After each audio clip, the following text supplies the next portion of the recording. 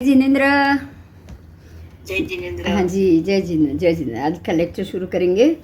कल हमने भाषा के 12 प्रकार के मामले में जाना।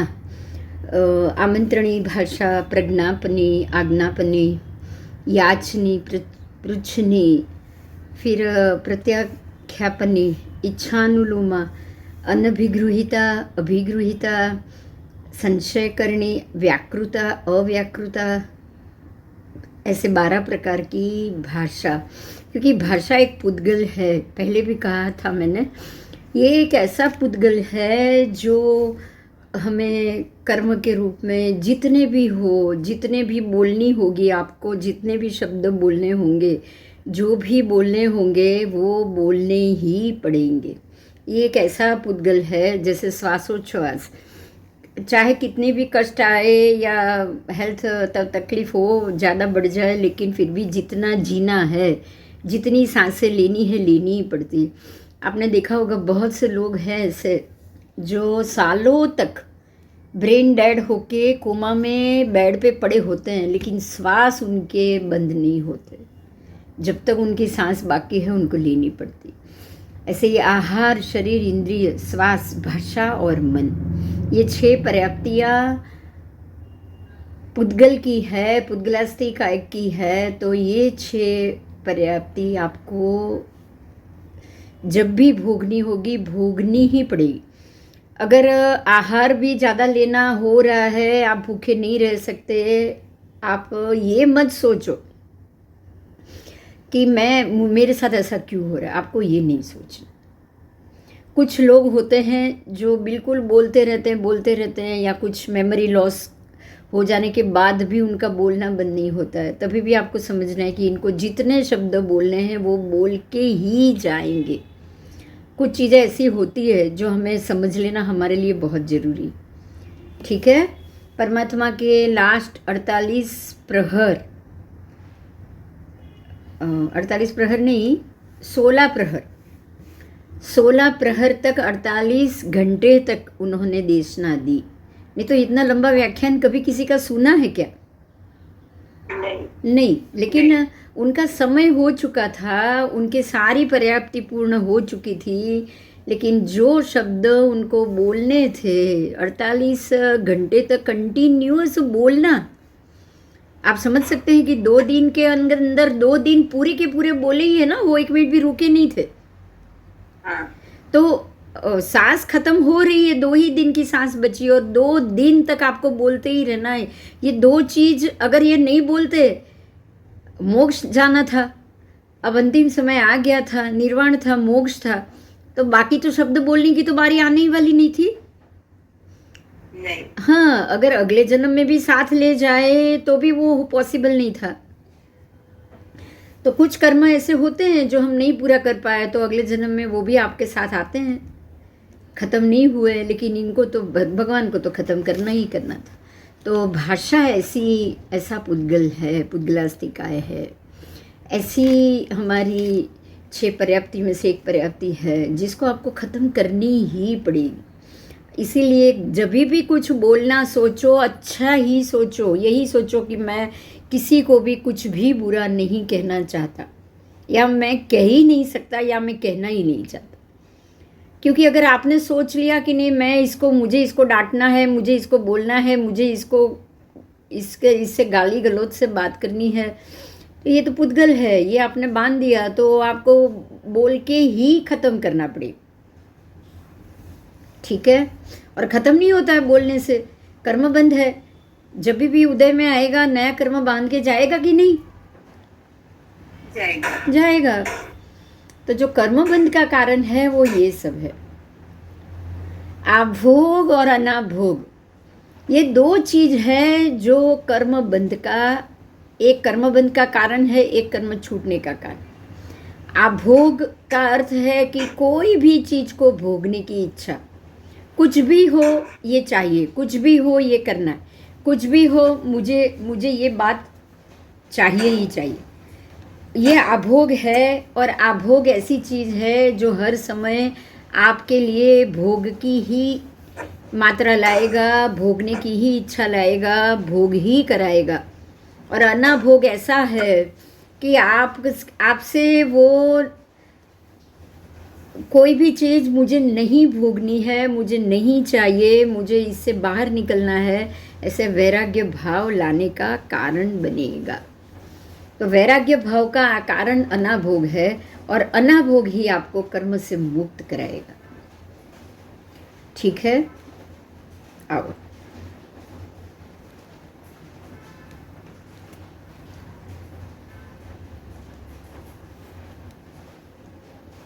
उसके बाद है उपधि।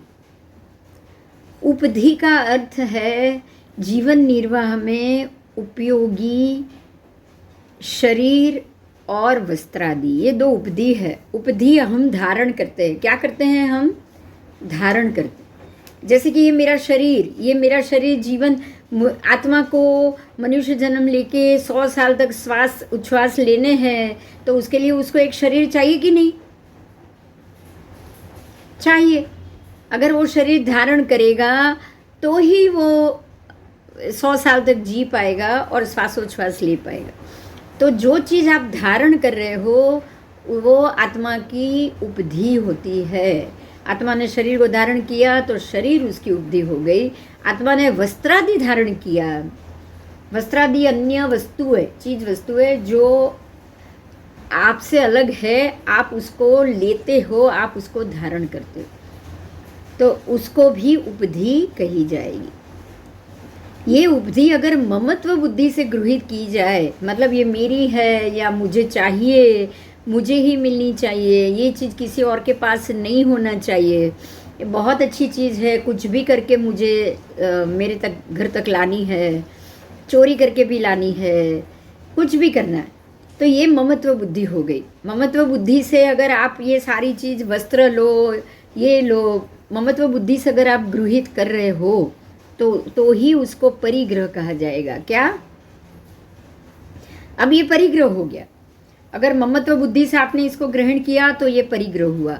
और अगर है कोई और लाया है और आप इसको ग्रहण कर रहे हो तो ये आपके लिए बिना ममत्व की ऐसी उपधि हुई जिसके अंदर आपकी बिल्कुल इच्छा भी नहीं थी और आपको वो चाहिए भी नहीं था। परिग्रह के 3 प्रकार हैं: कर्म परिग्रह, शरीर परिग्रह और बाह्य वस्त्रादि उपकरणादि परिग्रह। हम 3 चीज़ों का परिग्रह करते हैं। एक तो शरीर का परिग्रह करते हैं। शरीर का परिग्रह करने के बाद उसके लिए भी हमें बहुत सारे क्वेश्चंस, बहुत सारे उसको जमाना, उसको अच्छा रखना, उस टाप टीप अच्छा दिखना, फिर हेल्थ अच्छी रखना, बहुत सारे ये उपधि धारण तो कर लेते हैं, लेकिन उसको मेंटेन करने के लिए आपको बहुत सारा समय चाहिए, जो आप संसारी सुख के पीछे ही ज़्यादा वक्त गुजार लेते हो। तैयार होना, ब्यूटी पार्लर जाना, मेकअप उसमें रहना, या फिर उसको कुछ रोज़ घंटे 2 घंटे का समय दे के एक्सरसाइज करो या फिर कुछ भी करो। उससे होता क्या है, आपने जो शरीर उपधि धारण की है वो मेंटेन होता है। तो मेंटेन करने के लिए धारण करोगे तो मेंटेन करने की भी ज़रूरत पड़ेगी कि नहीं? उसको संभालने की भी ज़रूरत पड़ेगी, उसको व्यवस्थित रखने की भी ज़रूरत पड़ेगी। ठीक है, तो उपधि आपके लिए बेड़ी के समान हो जाती है। नारकी के जीव तथा एकेंद्रिय जीवों को कर्म उपधि होती है। क्या होती है? नारकी के जीव और एकेंद्रिय जीव, उनको कर्म उपधि और शरीर उपधि ही होती है। एक कर्म उपधि होती है, एक शरीर उपधि होती है। कर्म भी तो आत्मा ने धारण किए है ना। हाँ। आप कर्म पुद्गल हवा से खींच के शरीर पर धारण कर रहे हो। हम लोग हर एक चीज को धारण कर रहे हैं। जो अंदर पड़ी है उस पे ध्यान नहीं दे रहे। अंदर क्या पड़ा है? अनंत ज्ञान, अनंत दर्शन, अनंत चारित्र, अनंत अव्ययबाद सुख, ये सब अंदर पड़ा है। हाँ, लेकिन अंदर पड़ा है उसको तो हम उस तरफ तो हमारा ध्यान ही नहीं जा रहा है, कोई वैल्यू ही नहीं कर रहे हम। और बाहर से ये ज्ञान अच्छा है, चलो ये ज्ञान बटोरने के लिए चलो टीवी चालू करके सुनो, चलो ये अच्छा है, ये घर पे बैठ के दे रहे हैं तो चलो झूम चालू करके बैठो। ऐसा होता है ना। कहीं से इधर उधर से सारी बातें जानने की कोशिश और वो जानते रहना, ये ज्ञान के पीछे हम हैं। लेकिन जो संसार से मुक्त कराने वाला वैरागी जीवन का ज्ञान है, वो भीतर ही पड़ा है, उसकी तरफ हमारा ध्यान ही नहीं जा रहा। ठीक है, तो क्यों नहीं जा रहा है? क्योंकि कर्म उपधि धारण की हुई। आपने जहाँ की जो कर्म की उपधि धारण की होगी वो जगह आप पहुंचोगे ही पहुंचोगे कि नहीं? क्योंकि वो ही कर्म है जो आपसे आपका नया कर्म बंधवाएगा भी और पुराने कर्म को भोगवाएगा भी। तो दो ही होता है नारकी के जीवों को, कर्म परिशय और शरीर परिशय, सिर्फ ये दो ही। अब आगे जाएंगे उपधि में। बाकी के वैमानिक देवलोक तक के जीवों को तीनों प्रकार की उपधि होगी। सिर्फ नीचे के ही ये दो जीव है, एक है नारकी के जीव और दूसरे एकेंद्रिय जीव।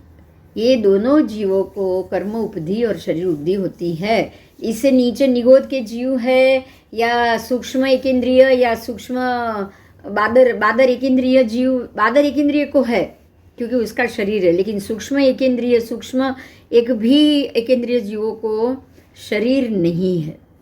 तो शरीर उपधि उनकी निकल गई, सिर्फ कर्म उपधि। लेकिन नारकी से लेके एकेंद्रिय जीवों को तो अपना खुद का एक शरीर भी होता है ना, तो उनको शरीर उपधि और कर्म उपधि के कारण ही उनको ऐसे ऐसे शरीर अलग अलग आगे 22,000 साल तक उत्कृष्ट मिलते ही जाएंगे। एक वनस्पति में से निकल के दूसरे में जाएंगे, दूसरे से निकल के तीसरे में जाएंगे। उपधि को 3 भेद से भेदित किया है, सचित उपधि, अचित उपधि और मिश्र उपधि। चलो ये चीज बहुत अच्छी है जो हमें जाननी चाहिए। सचित उपधि क्या है? सचित उपधि जो नारकी के जीव है वहां से लेके वैमानिक तक के सारे जीवों की उपधि सचित उपधि होती, क्योंकि उनका ध्यान कर्म बंधन में, ज्यादा कर्म छोड़ने में बिल्कुल नहीं होता है, कम होता है ना। देवों को तो जो मिला है सुख भोगने की जगह, वो ऐश करेंगे, उनको तो याद भी नहीं आएगा। ऐसे ही नारकी के जीवों को के पास तो चॉइस ही नहीं है। उनके पास तो वो है ही नहीं कि चलो उनको इसमें से बचना है तो वो बच पाए, कोई चॉइस ही नहीं है।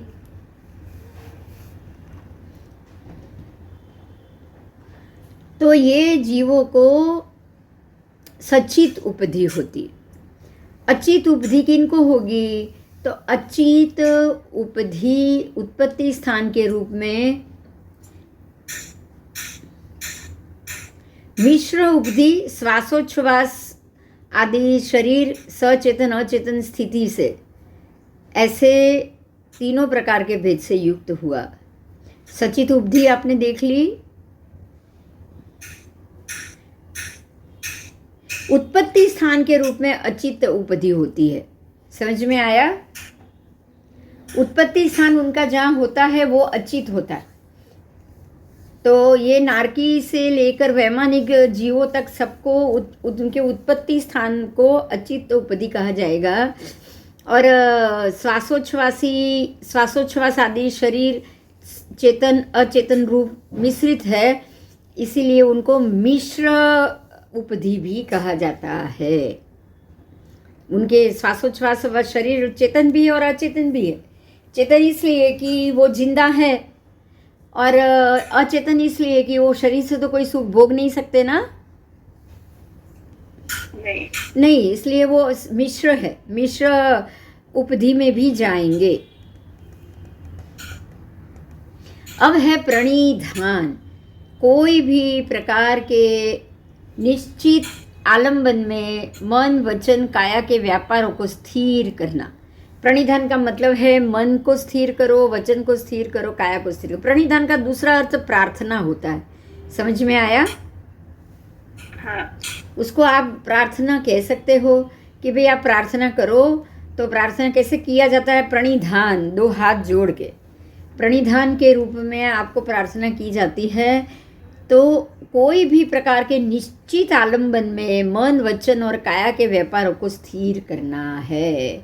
कोई एक निश्चित आलंबन लो, ध्यान करो या माला गिनो या भगवान की पूजा करो, वो एक आलंबन हुआ।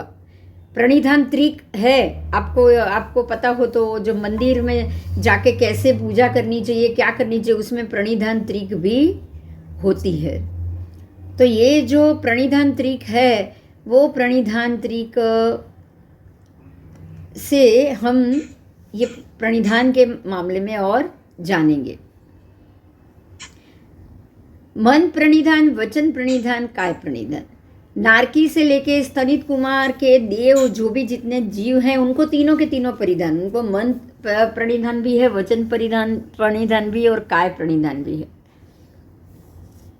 बाकी के वैमानिक तक के जीवों को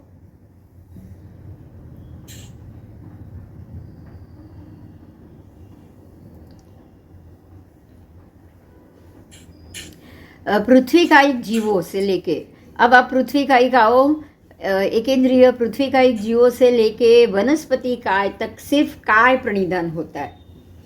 जो भी पृथ्वी, अब तेउ वायु वनस्पति जीव है, सूक्ष्म जीव है या बादर जीव है, बादर पृथ्वी, उनको सिर्फ काया है और कुछ नहीं है। बराबर बराबर। खाली शरीर है, तो शरीर का ही प्रणिधान उनको रहेगा, इसलिए काय प्रणिधान। फिर बेइंद्रिय से लेके तेइंद्रिय तक वचन और काय प्रणिधान, क्योंकि वो बोल सकते हैं। बेइंद्रिय जीव को वाचा मिली है, वो बोल सकता है, तेइंद्रिय को भी वाचा मिली है, वो बोल सकता है, तो बोल सकते हैं, इसलिए मन प्रणिधान के बाद वचन प्रणिधान। अरे मन नहीं, काय प्रणिधान, वचन इनको मन प्रणिधान तो दोनों में से किसी को भी नहीं। ना ही बेइंद्रिय से लेके तेइंद्रिय तक के जीवों को मन प्रणिधान है, और ना ही पृथ्वी कायिक आदि से लेके वनस्पति काय तक मन प्रणिधान होता है। मन प्रणिधान सिर्फ पंचेंद्रिय जीवों को ही होता है।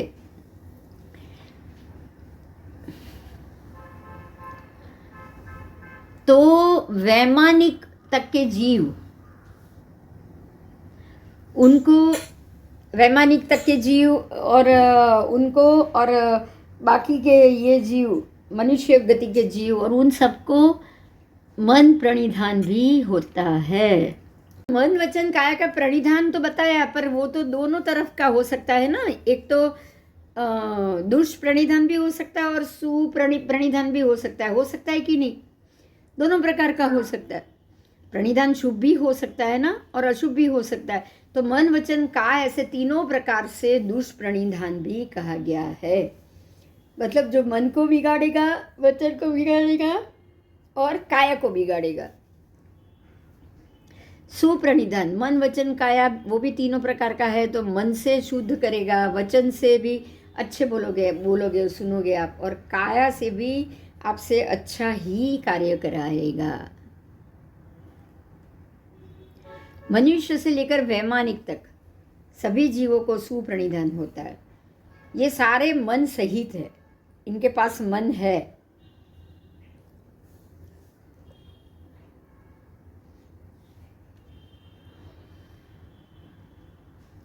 अब है परीक्षा। परीक्षा का मतलब है साधक के मार्ग में आने वाली अड़चने, मुश्किलें। अब कोई साधक होगा और उसको अगर ऐसा अड़चन मिलेगी, तो उसको आप क्या कहोगे?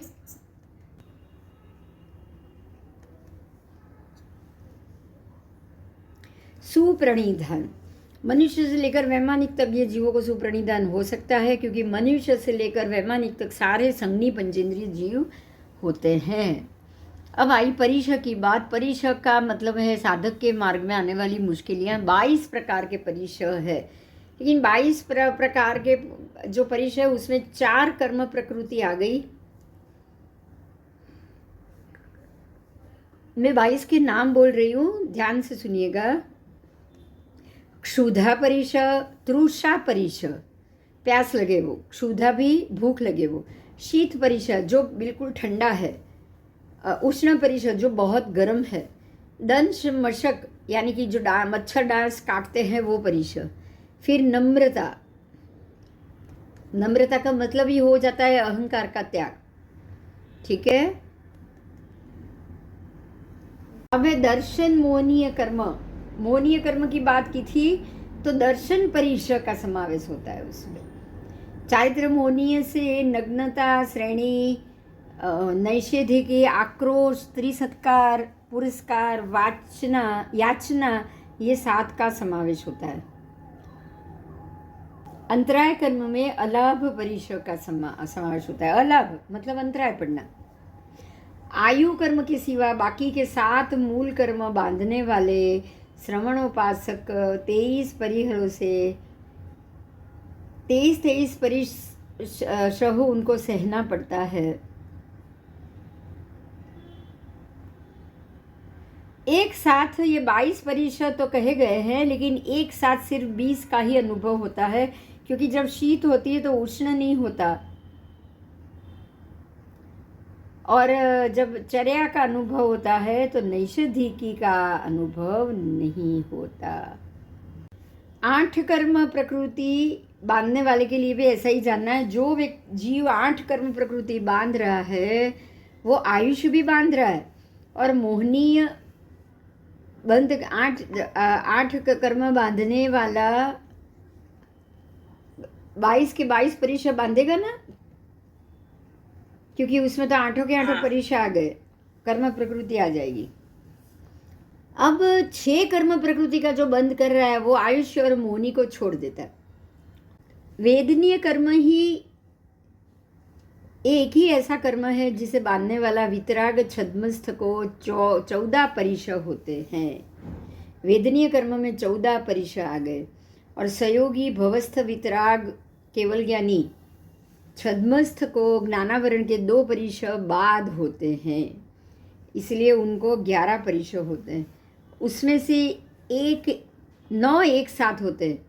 कर्मबंध रहित योगी भवस्थ केवल ज्ञानी को 11 परिश्रय भी उसी प्रकार से होते हैं।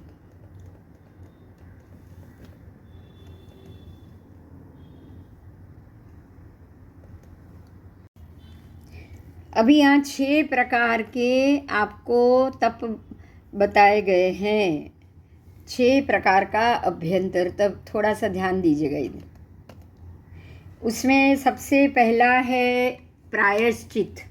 कुछ भी हो जाए, कुछ गलत हो जाए, या कुछ भी कर्मबंध या उसका कारण किसी को तकलीफ़ का कारण बन जाए, तो सबसे पहले आपको गुरुदेव पे से जाके, या गुरुदेव हाजिर नहीं है तो अपनी आत्मा को साक्षी बना के उस चीज़ का प्रायश्चित लेना पड़ेगा। उसके बाद है स्वाध्याय। ये भी एक अभ्यंतर तप है। स्वाध्याय, गाथा पाठ करो, या कुछ सुनो, या कुछ व्याख्यान सुनो, या कुछ विषय के ऊपर चर्चा करो, ये सब स्वाध्याय। स्वाध्याय तो होना ही चाहिए। दिन का 1 घंटा 2 घंटा बुक पढ़ना, ये पढ़ना, उसका उतना स्वाध्याय तो होना ही चाहिए। उसके बाद है विनय। विनय में सामने वाली व्यक्ति की मर्यादा को समझना, उसका मान बहुमान करना, और उसको क्या चाहिए क्या नहीं चाहिए, किसी को कोई आपसे तकलीफ़ ना पड़े, उसका आपको ध्यान रखना।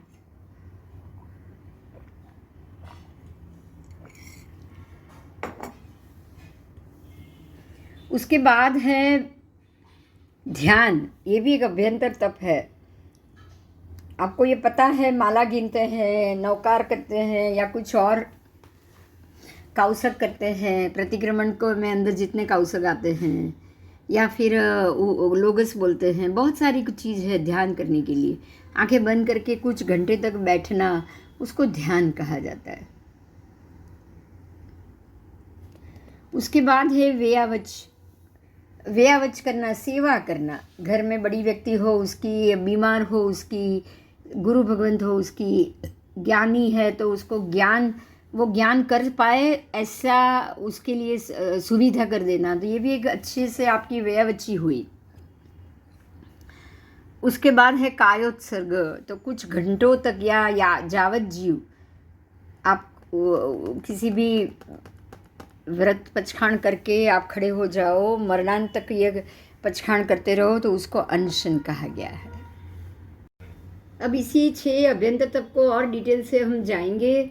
6 प्रकार के अभ्यंतर तप, ये जो तप लोग बाह्य दृष्टि से नहीं जान सकते, लोगों को पता ही नहीं चलेगा कि आप तप कर रहे हो, उसको ये तप में तप करने वाले तपस्वी नहीं कहा जाता इनको। ये कोई तपस्वी नहीं है। अगर आपने 28 पचखान उपवास किया है, बैसना भी किया है, तो आप तपस्वी हो। लेकिन ये विनय, व्यावच, प्रायश्चित, ये तप करने वाला तपस्वी नहीं होता, क्योंकि उसके बाह्य शरीर को उसको तपाना नहीं पड़ता है ना। तप के कारण आपका बाह्य शरीर तपता है। यहाँ अभ्यंतर आत्मा और मन तपे, और विशेष रूप से ये तप जो भी है वो अंतरंग प्रवृत्ति वाला हो, ऐसे प्रायश्चित आदि को अभ्यंतर तप कहा जाता है। ठीक है, प्रायश्चित तप, किए हुए अपराध की शुद्धि करना प्रायश्चित है।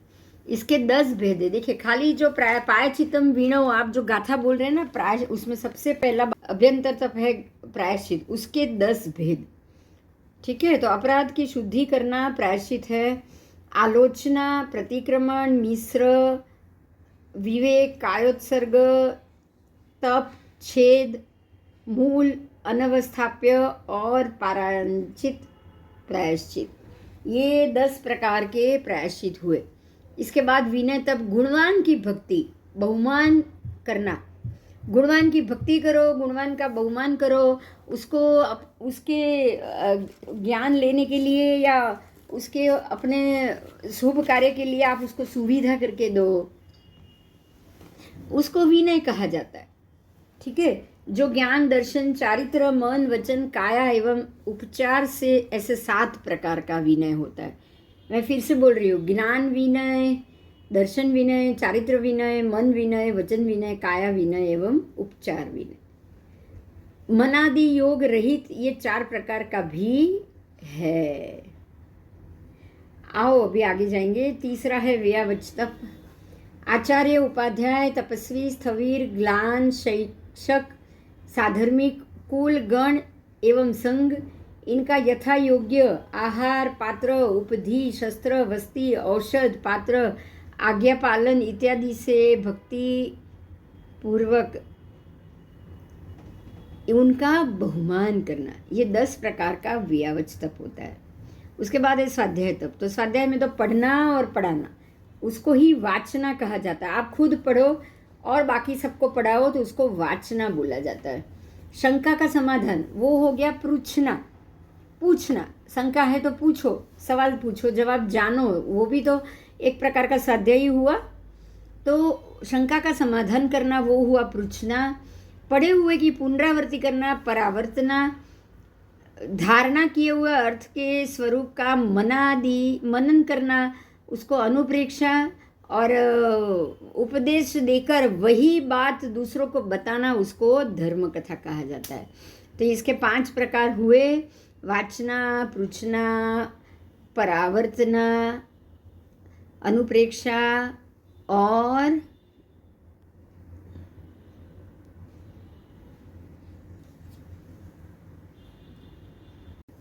लास्ट है धर्म कथा। आओ, इस प्रकार से 5 प्रकार स्वाध्याय के। अब ध्यान तप। ऐसे तो ध्यान के 4 प्रकार है, मुख्यत्व ध्यान के 4 प्रकार। वो 4 प्रकार कौन सा? आर्त ध्यान, रौद्र ध्यान, पता है ना, धर्म ध्यान और शुक्ल ध्यान, ये मुख्य 4 प्रकार है। अब हरेक के और 4-4 प्रकार, अब आपको हरेक के भी और ऐसे 16 प्रकार आपके हो जाएंगे। ध्यान का मतलब है योग की एकाग्रता अथवा योग निरोध करना।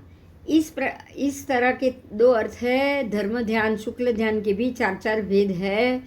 धर्म ध्यान के 4 भेद है। देखिए, धर्म ध्यान, ध्यान ही आपका कर्म हो जाए, धर्म हो जाए, तो उसके 4 भेद होंगे, आज्ञा विचय, अपाय विचय, विपाक विचय और संस्थान विचय।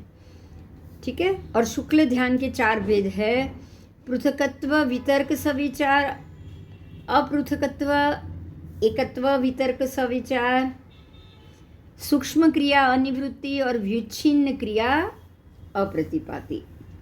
ऐसे शुक्ल ध्यान के भी ये 4 भेद है। उसके बाद है कायोत्सर्ग तप। काया को कष्ट देना या काया के व्यापारों का त्याग करना ही काया को कष्ट देने बराबर है। आप एक बात पे ध्यान दो, अन्य धर्म कह रहा है कि तप करके काया को कष्ट नहीं देना चाहिए, बराबर। जैन धर्म वाले ये गलत कर रहे हैं, ऐसे कहते रहते हैं ना लोग। हाँ, हाँ, तो उनको यही जवाब देना है हमको। क्या जवाब दोगे उनको कि भाई ये काया को कष्ट देने की बात नहीं है, तप करने से काया को कष्ट होता है ऐसा नहीं है, लेकिन तप करने से काया आदि के व्यापार का त्याग होता है कि नहीं, बोलो। हाँ, हाँ, आप काया के व्यापार का त्याग तो कर ही सकते हो ना, कर सकते। वो तो हमको करना ही चाहिए। फिर सामान्य शब्द से उसको उत्सर्ग कहा जाता है, इसीलिए कायोत्सर्ग, काया का उत्सर्ग। उत्सर्ग के द्रव्योत्सर्ग भावोत्सर्ग ऐसे दो भेद है। द्रव्योत्सर्ग के 4 प्रकार, भावोत्सर्ग के 3 प्रकार, बराबर। तो द्रव्योत्सर्ग के पहला प्रकार है गण गच्छ का त्याग करके जीन कल्प आदि विशिष्ट आराधना अंगीकार करना, वो है गणोत्सर्ग। फिर पादपोगमन आदि भेद वाला अनशन व्रत लेकर काया का त्याग करना कायोत्सर्ग है। कल्प विशेष की सामाचारी के प्रमाण अनुसार उपधि वस्त्र विशेष आदि का त्याग करना उपधि उत्सर्ग है। और अधिक अथवा अशुद्ध आहार का त्याग करना वो अशुद्ध भक्तपान उत्सर्ग, ठीक है, उसको अशुद्ध भक्तपान उत्सर्ग कहा गया है।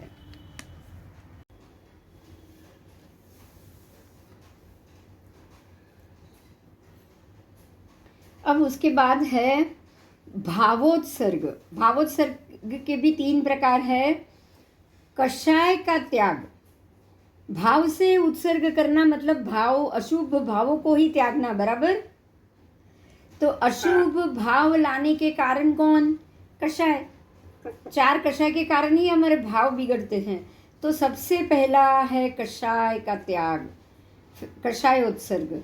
फिर भव के कारण मिथ्यात्वादी बंध हेतु का त्याग, बराबर। मिथ्यात्वादी बंध का भी त्याग करना पड़ेगा ना, क्योंकि वो भी तो भाव से ही है। मिथ्यात्व मन से ही होता है, समझ से ही होता है। हमारे भाव बिगड़ेंगे तो मिथ्यात्व होगा, तो वो भवोत्सर्ग है। और ज्ञानावरण आदि कर्म का त्याग करना वो है कर्मोत्सर्ग। तो इस प्रकार से भावोत्सर्ग के भी 3 भेद हुए, कषायोत्सर्ग, भवोत्सर्ग और कर्मोत्सर्ग। ये सारा पंचवत्थुगम विचार सार पंचाशकानी रत्न संचय प्रवचन सारोद्धार संबोध प्रकरण चरण करण मूल उत्तर गुण हितोपदेश माला नवतत्व प्रकरण और नवतत्व भाषण से लिया गया है।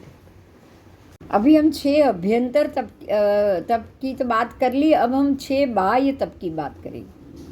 आओ पिक्चर देखो, ये 6 बाह्य प्रकार के तप है जो बाहर से दिख रहा है, शरीर से ये तप हो रहा है। जैसे कि सबसे पहला है अनशन। आप खाना पीने का त्याग करके बैठ जाओगे एक जगह अनशन करके ध्यान में, तो लोगों को पता चलने ही वाला है ना कि आपने कुछ घंटे से खाया नहीं है। हाँ, उसके बाद उणोदरी, वो भी आप कम खाना खाओगे, एक ही टाइम खाओगे, कम खाओगे, सिर्फ एक ही रोटी खा के उठ जाओगे। तो लोग पूछते हैं ना कि भाई क्यों आज खाना नहीं खाया, आधा ही क्यों खाया, आज क्यों कम खाना खाया, ऐसा पूछते हैं ना। तो वो लोगों को पता चल जाता है। फिर वृत्ति संक्षेप, वृत्ति संक्षेप में भी आप कुछ सोचो, कुछ हो तो ही खाना है, नहीं तो नहीं खाना है, मना कर दोगे तो भी लोगों को सवाल उठेगा कि ये ऐसे तो नॉर्मली रोज़ खाने वाला है, आज क्यों नहीं खा रहा है, आज उसने ऐसा क्या सोच लिया है कि अगर ऐसा कुछ होगा तो ही मैं खाऊंगा। बच्चे बोलते हैं ना कि पास्ता बनाया तो चीज़ है तो ही खाएंगे, नहीं तो नहीं खाएंगे, ऐसा बच्चे बोलते कि नहीं बोलते? हाँ। तो ये हो गया वृत्ति संक्षेप।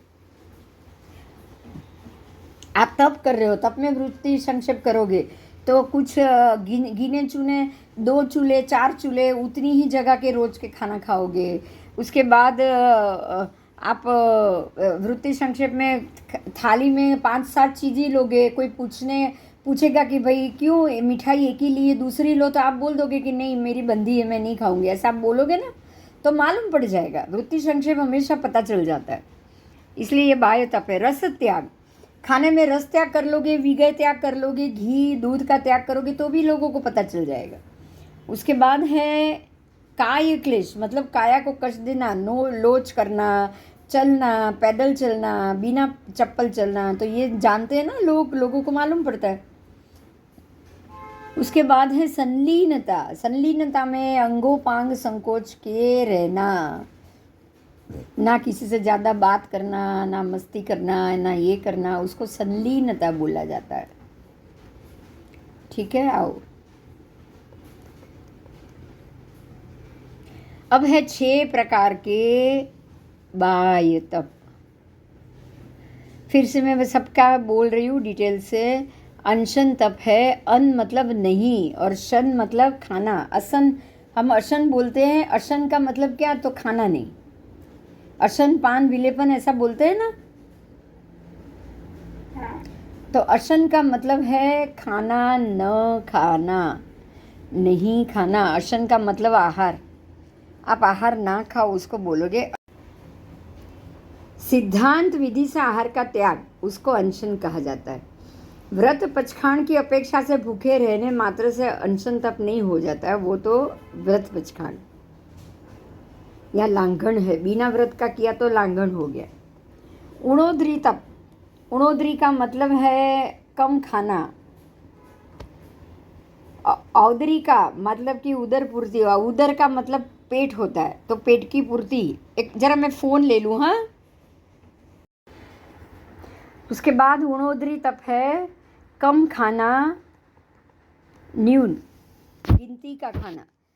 औदारी का, ऊन का मतलब है कम, और ओदरी का मतलब है कि पेट की भूख को पूर्ण करना। ठीक है, तो आप बहुत कम आहार से आप ये व्रत कर रहे हो, ये तप कर रहे हो।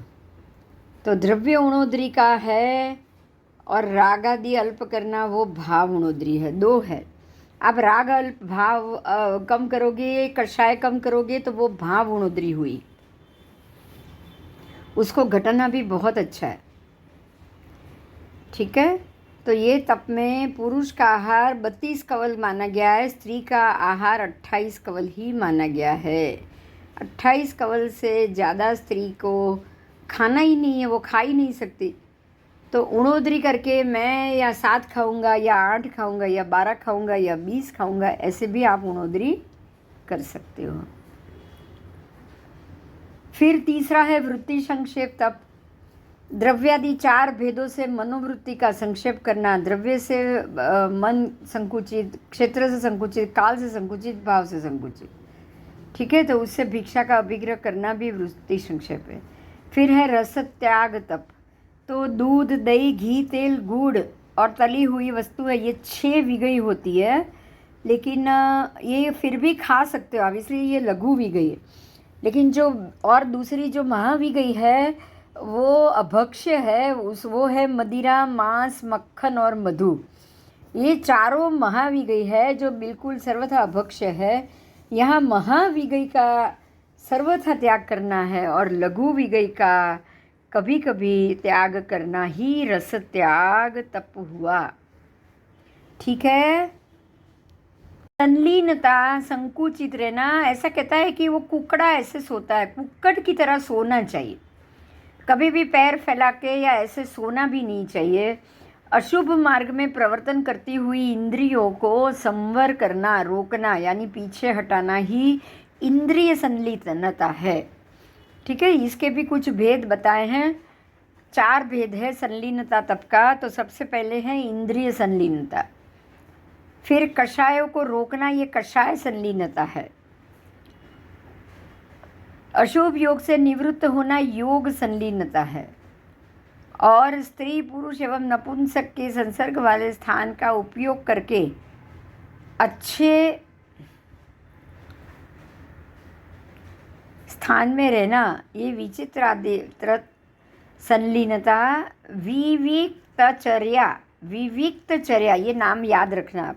विविक्तचर्या संलीनता उसको कहा जाता है। इस प्रकार से ये 4 संलीनता तप हुआ।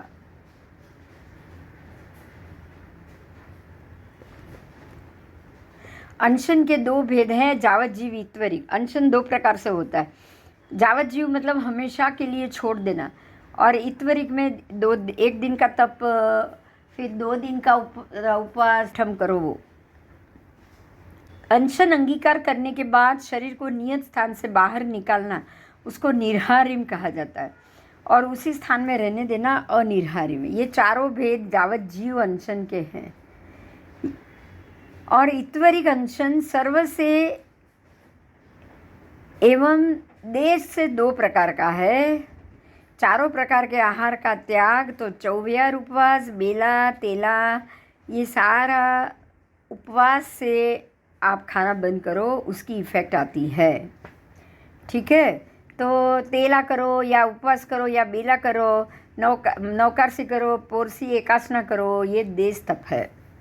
ये सारा भी ठाणांग सूत्र, हितोपदेश माला, नवतत्व प्रकरण, पंचवर्थुगम, रत्न संचय, नवपंच भाष्य, विचार सार, पंचास्ति शकानी, पंचाशकानी, संबोध प्रकरण, आराधना पताका, प्रवचन सारोद्धार, चरण करण, मूल उत्तर गुण, चंदा वेज्जयम पयन्ना, फिर आराधना पताका, अणगार धर्मामृत, मूलाचार, चारित्रचार, इतने सारे, आप सोचो, इतने सारे हमारे पुस्तकों में से ये लिया गया है। आपको ये सारी चीज़ इतने पुस्तकों में से आप ढूंढने भी नहीं जाओगे। बोलो जाते? नहीं, आपको कितनी अच्छी से ये सारी चीज़ें हाथों हाथ घर पे बैठे मिल रही है। जंगल में अकेले रहना मतलब कि लोगों के बीच में नहीं रहना, और बस्ती में मनुष्य या पशु के सिवाय की बस्ती में जाना, निर्दोष शयन आदि ग्रहण करते हुए रहना, उसको जंगल में अकेले रहने के बराबर कहा गया है। ठीक है,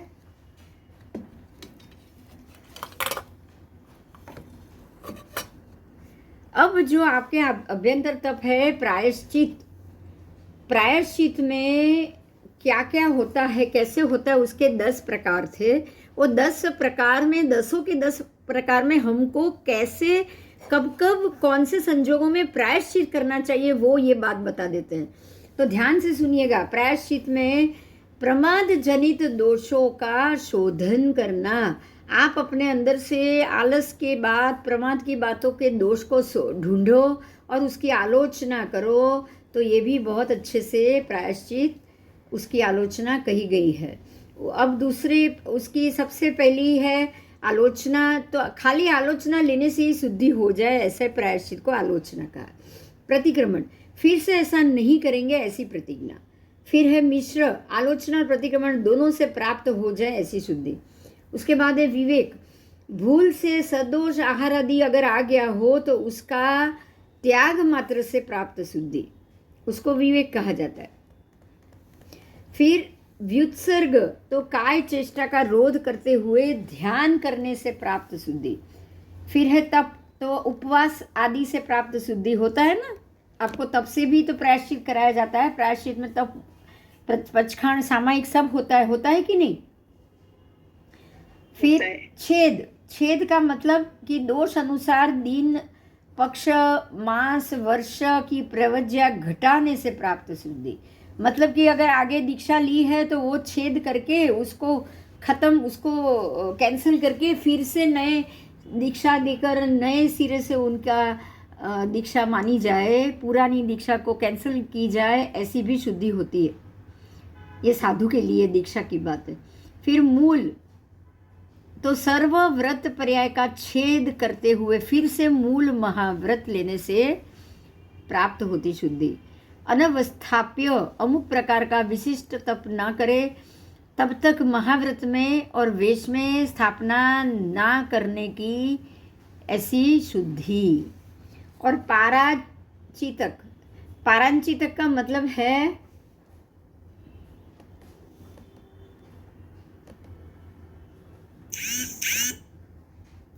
उपाध्याय साध्वी, राजरानी इत्यादि के शील भंग रूप महादोष करने वाले आचार्य, आपको ये पता होगा कि पुरुष आचार्य हो और स्त्री से ज़्यादा संपर्क में रहे तो शीलभंग होता है। तो साध्वी, फिर किसी साध्वी के साथ रहने से भी अगर शीलभंग रूप दोष लगे, राजरानी के साथ रहने से भी शीलभंग रूप दोष लगे, तो ऐसे आचार्य भी अगर हो ना तो उनको 6 मास से लेके 12 साल तक वेश त्याग और क्षेत्र त्याग की सजा दी जाती है। तो ये भी एक प्रकार का प्रायश्चित हुआ, पर ये बड़ी सजा है कि नहीं? ये बहुत बड़ी सजा है। हाँ, उसके बाद उपाध्याय साधु को ये प्रायश्चित 9 वर्ष। देखिए, जितने बड़े साधु हैं ना उनको ज़्यादा सजा होती है, क्योंकि बड़े बड़े साधु, आचार्य भगवान जैसे बड़े साधु इतने सालों से दीक्षा पर्याय हो, कम से कम 25-30 साल के दीक्षा पर्याय के बाद आचार्य पदवी मिलती है। तो इतने दीक्षा पर्याय के बाद तो उनके अंदर से पाप करने की चीज़ों को, पाप करने, पाप विचारों को घटनी चाहिए कि नहीं? घटनी चाहिए। लेकिन वो नहीं घट रही, इसलिए सबसे बड़ी सजा उनकी होती। सबसे बड़े आचार्य जितने बड़े होंगे उनको ज़्यादा बड़ी सजा मिलेगी। उपाध्याय साधु है उनको 9 साल तक ये प्रायश्चित, अगर कोई सामान्य साधु है तो वो 8 साल तक वो ये प्रायश्चित अलग, ऐसे अलग उनको रहना आ सकता है। और जब तक 14 पूर्व ग्रंथों के जानने वाले हैं, जब जब जब 14 पूर्वी थे, मतलब कि जब 14 पूर्वी थे तब जब साधु और सब थे, जो पहले संग्रहण वाले समचतुरस्र वाले मनुष्य थे, तब ये 10 प्रायश्चित होते। आज ये कोई 10 प्रायश्चित या ऐसा कुछ होता नहीं। तो जो मैं बोली 6 महीने की 6 साल की या 12 साल की दीक्षा का त्याग और छेद और ये सब करना, ये पहले होता था, जब पहला संग्रहण था, पहला संस्थान था, तब की बात है। आजकल ये सब साधुओं में ये नहीं होता है। इसके बाद है विनय। विनय के भी 7 प्रकार: ज्ञान विनय, दर्शन विनय, चारित्र विनय, मन विनय, वचन विनय, काय विनय और लोकोपचार विनय, ऐसे 7 प्रकार। तो ज्ञान विनय के 5 टोटल: मति ज्ञान, श्रुत ज्ञान, अवधि ज्ञान, मन प्रज्ञान, केवल ज्ञान। फिर दर्शन विनय के 2: शुश्रूषा विनय और अनाशातना विनय। अब उसमें जो शुश्रूषा विनय है वो क्या है? सत्कार करना, सम्मान करना आदि अनेक। और अनाशातना विनय के 45 भेद है। 45 अर्यंत परमात्मा की भक्ति, अर्यंत के कहे हुए धर्म की भक्ति, आचार्यों की, उपाध्यायों की, स्थविरों की, कुल की, गण की, संघ की, क्रिया की, समान धार्मिक की, मति आदि 5 ज्ञानों की, ऐसे 15 की भक्ति और 15 का बहुमान, 15 का गुण सत कीर्तन करने से 45 प्रकार से अनाशातना विनय होता है। चारित्र विनय। चारित्र विनय भी सामायिक से लेके यथाख्यात चारित्र तक 5 चारित्रों के प्रकार अनुसार 5 विनय हुआ। अब मन का विनय बताया। मन के विनय के भी 2 प्रकार, एक है प्रशस्त मन, दूसरा है अप्रशस्त मन। तो प्रशस्त मन के 7 प्रकार: पाप रहित, क्रोधादि रहित, काय की आदि क्रिया में आसक्ति रहित, शोक आदि उपक्लेश रहित, आश्रव रहित, स्व पर को आयास नहीं करने वाले, फिर जीवों को भय उत्पन्न नहीं करने वाले, ऐसे 7 प्रकार के प्रशस्त विनय होते हैं। अब है अप्रशस्त विनय। 7 प्रकार के प्रशस्त विनय से उल्टी प्रकृति, 7 प्रकार के मन रूप अप्रशस्त विनय, जैसे कि वचन विनय। 2 प्रकार के है प्रशस्त विनय, अप्रशस्त विनय, वचन विनय। ठीक है, वचन विनय मन विनय की तरह ही वचन विनय के भी 7 प्रकार। अब काय विनय, उसके 2 प्रकार: प्रशस्त काय, अप्रशस्त काय। तो इस प्रकार से आपके विनय के 5 प्रकार के भी पेटा भेद खत्म। तो विनय बहुत जरूरी है। कहाँ कहाँ हम विनय चूक जाते हैं हमको भी नहीं मालूम पड़ता। अब है व्यवहार। व्यवहार अर्थात मुमुक्षु की प्रवृत्ति और उस प्रवृत्ति का ज्ञान आदि हेतु व्यवहार करना। उसके भी 5 प्रकार। सबसे पहले है आगम व्यवहार। देखो ये बात जानने जैसी है, ये बहुत इंपॉर्टेंट है आज के समय में। आपको ये पता होगा जब परमात्मा होते थे तभी आगम होते, जब जब केवल ज्ञानी तीर्थंकर परमात्मा हो तभी ही आगम होगा, और वो ही त्रिपदी बोलेंगे, और वो त्रिपदी से ही गणधर भगवंत वो त्रिपदी को आगमों में उसकी गूंथणी करेंगे। ठीक है, तो 14 पूर्व, जब 14 पूर्व का ज्ञान होता है, 14 पूर्व बताने वाले होते हैं, तब ये आगम व्यवहार होता है। तो केवल ज्ञानी, मन प्रयोग ज्ञानी, अवधि ज्ञानी, 14 पूर्व ग्रंथ, 10 पूर्व, 9 पूर्व, ऐसे सब ज्ञान आगम के कहे जाते हैं। जो मुमुक्षु के पास जिस प्रकार का आगम हो वो उस प्रकार से आगम के ज्ञान द्वारा व्यवहार आदि ज्ञान की प्रवृत्ति चलाता है। आपको इसके लिए एक उदाहरण दे दूं कि आज के ज़माने में परमात्मा नहीं है तो पंचांग जो चल रहा है वो आगम व्यवहार से नहीं चल रहा है। बराबर समझ में आया? हाँ, हाँ, क्योंकि भगवान है नहीं, आगम में लिखा हुआ है लेकिन उसको बना नहीं सकते हैं, कोई समझाने वाला है नहीं, तो आगम व्यवहार छोड़ना पड़ा कि नहीं?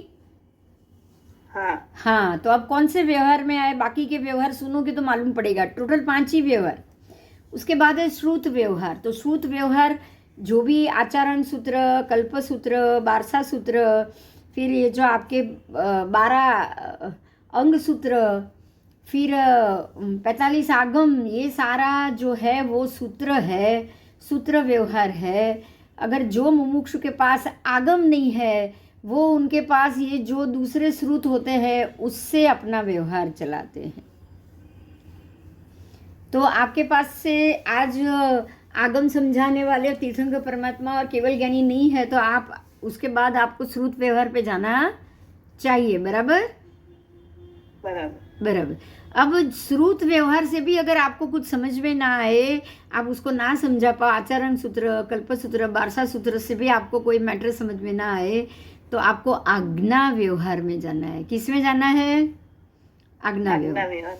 यदि श्रुत ना हो तो अगीतार्थ, लेकिन दूर देश में रहे, स्मृति शक्ति युक्त विद्वान शिष्य द्वारा आप प्राप्त आज्ञा अनुसार ज्ञानादि प्रवृत्ति चलाता है। आपको ये पता होगा आज अमेरिका, मलेशिया, रशिया, चाइना, हर जगह अपने यहाँ से कौन जाता है? शिक्षक जाते हैं ना पढ़ाई कराने के लिए, पर्यवेक्षण कराने के लिए। हाँ, हाँ, तो ये विद्वान शिष्य द्वारा ये ज्ञान की प्रवृत्ति चलती है, तो ये आज्ञा व्यवहार हुआ।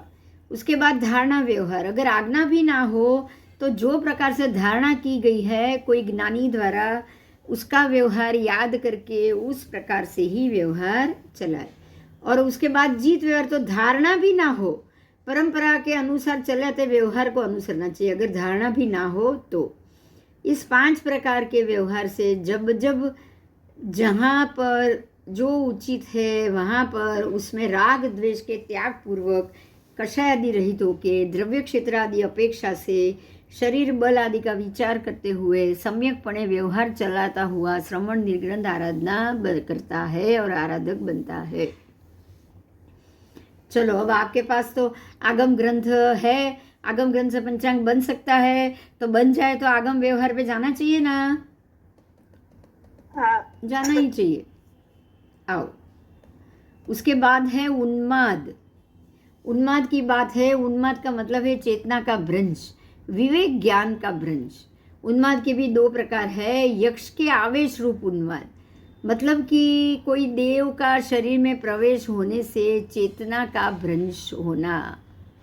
अगर कोई देव शरीर में प्रवेश करे तो आपकी अंदर की आत्मा की चेतना रहती है, फिर उसके ऊपर वो देव, भूत, प्रेत, पिशाच जो भी कब्जा कर रहा है उसकी ही चेतना चलेगी ना? हाँ, हाँ हाँ, तो उसको उन्माद कहा जाता है। क्या कहा जाता है? हम बोलते हैं ना कि इनको पवन, बाहर का पवन है। बाहर का पवन तो दूसरा शब्द है, लेकिन उसको हकीकत में उन्माद कहा जाएगा। उन्माद का मतलब ये किसी और के आवेश में, और के पकड़ में है। मोहनीय कर्म के उदय से अतत्व को तत्व और तत्व को अतत्व मानने वाले और जानने वाले को भी उन्माद कहा गया है। विषय के स्वरूप को जानने के बावजूद अज्ञानी की तरह उसी में प्रवृत्ति तथा कामावेश से हित हित का भान भूलने वाला सारा असार का ज्ञान रूप विवेक जो भ्रष्ट कर दे उसको भी उन्माद कहा जाता है। यहाँ 14 राजलोक का आपको पिक्चर दिख रहा है। को आपके सामने एक पिक्चर है 14 राजलोक, और इस 14 राजलोक में लोक मध्य कहाँ पे है वो बताया है। लोक मध्य, एक मिनट, हाँ अभी आएगा पिक्चर।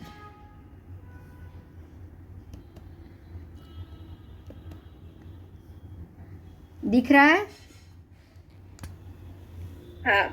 हाँ, तो 14 राजलोक तथा त्रणय लोक के मध्य स्थान। अब तीनों लोक में आपको देखो, सबसे पहले इम्पोर्टेंट चीज आज जो मैं डिस्कस करने जा रही हूँ उस पे ध्यान दो। बाकी सारे जो पिक्चर्स थे उसमें तिर्यक लोक का एक रज्जू बिल्कुल छोटा था, देखो यहाँ बिल्कुल बढ़िया, और ध्यान से देखोगे तो आपको बड़ा दिख रहा है। ये तिर्यक लोक एक राज बराबर है, देखो यहाँ दिख रहा है आपको एक राज। हाँ। ये मध्य वाला भाग। हाँ हाँ। पर यहाँ इन्होंने क्या कर दिया, देखो उसी एक राज के अंदर ही नीचे एक नंबर की नारकी भी लिख दी है, देखो। हाँ। लिखी है ना एक नंबर नीचे। हाँ।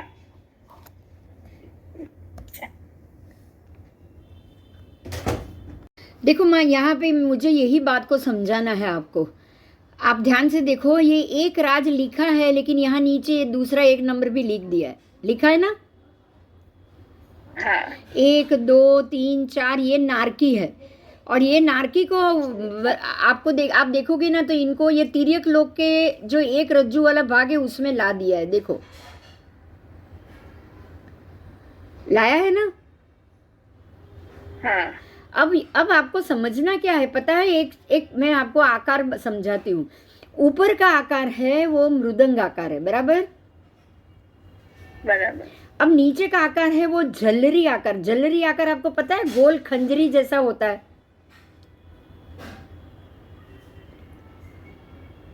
झालर बजती है ना, अपने पहले के जो खंजरी जैसा झालर बोलते थे उसको, जो पहले के संगीत के वाद्य होते थे।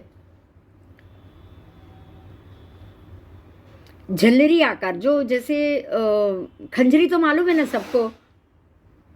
हाँ। खंजरी जैसा गोल, तो ये एरिया हो गया खंजरी जैसा, ऐसे गोल, ऐसे ऐसे लंबे चौड़ा, यहाँ से यहाँ जाएगा।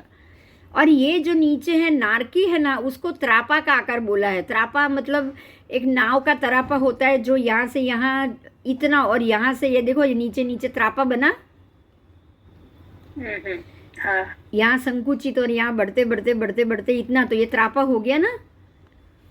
हाँ। आपको ये पता है घास की डंडी की त्रापा बनता है बहुत सारी छोटे छोटे नदियों को पार करने के लिए।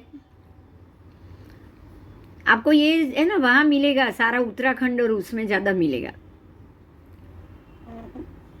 याद है? कभी देखा है? नहीं। बास्केट बनती है ना, वो सुपड़ा नहीं होता है, सुपड़े जैसा, हाँ हाँ। उसको ही त्रापा बोला जाता है। तो बिल्कुल सुपड़े का ही आकार हुआ ना ये। हाँ। ये उल्टा रखा सुपड़ा ही है ना। सही हो। हाँ। हाँ सुपड़ा ही हुआ। तो ये जो आकार है ये सुपड़े का है, ये गोल झलरी का है, और ये है ऊपर मृदंग, ऊपर खड़ा हुआ मृदंग दिख रहा है ना, ये ढोलक। अब आप ये सोचो कि ये गोल झलरी और त्रापा दो एक मिक्स कैसे हो सकता है? नहीं। हो सकता है? नहीं। अच्छा, एक और बात, ज्योतिष चक्र तो या तिर्यक लोक में ही है। हाँ। तो ज्योतिष चक्र से, अब ज्योतिष चक्र तो अगर ये तिर्यक लोक में है, और सौधर्म देवलोक असंख्य असंख्य करोड़ करोड़ करोड़ करोड़ योजन ऊपर है, और एक रज्जु का माप भी असंख्य करोड़ है। तो हमारे ज्योतिष चक्र से देवलोक एक रज्जु ऊपर हुआ। तो ज्योतिष चक्र तो यहीं पे है, तो ये पूरा एक रज्जु तो होगा कि नहीं तिर्यक लोक? होगा।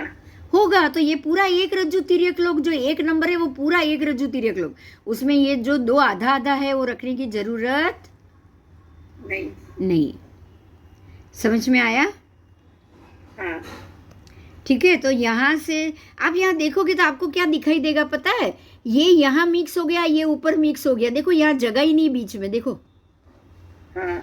ये एक नंबर से 7 नंबर ऊपर, एक नंबर से 7 नंबर नीचे, और यहाँ बिल्कुल जगह नहीं है जगह? नहीं। एक रज्जू जितना तिर्यक लोक चाहिए कि नहीं? झलरी आकार कहाँ से आएगा नहीं तो? हाँ। ठीक है। ऐसी बहुत सारी बातें हैं जो हमें ये आकार से इसको अलग कर सकती है। आओ चलो।